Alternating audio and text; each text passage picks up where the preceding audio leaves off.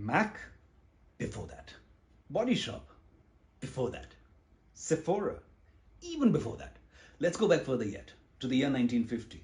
It's a busy day at work when the phone on this gentleman's table rings. This gentleman is J.R.D. Tata.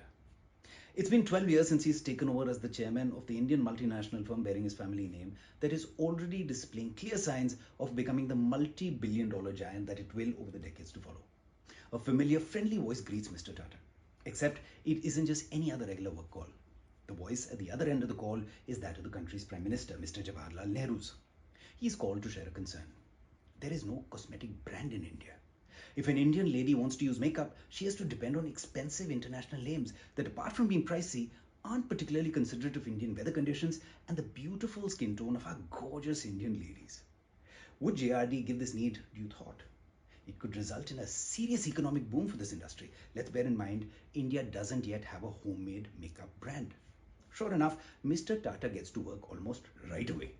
One of his group companies is involved in the production of coconut oil.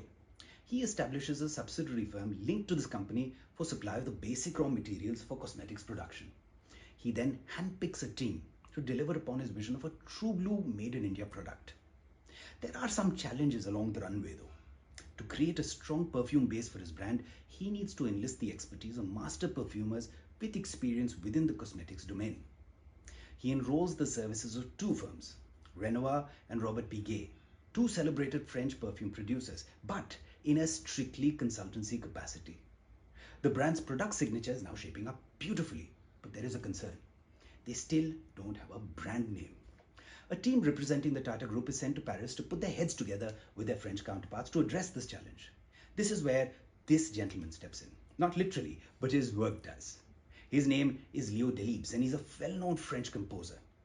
An opera he's composed is playing to houseful shows in Paris and is centered around a female protagonist, an Indian girl, the daughter of a Brahmin priest who falls in love with a British officer. A forbidden love story, as you'd imagine. The heroine's name is the French translation of the Indian goddess of wealth and prosperity, who stands for power, fortune and beauty. When the Tata team hear about this opera from their French counterparts, they know they've found their brand's name. Like the goddess, this brand will stand for the face of the strong, elegant Indian woman, a prosperous symbol of beauty with divine powers.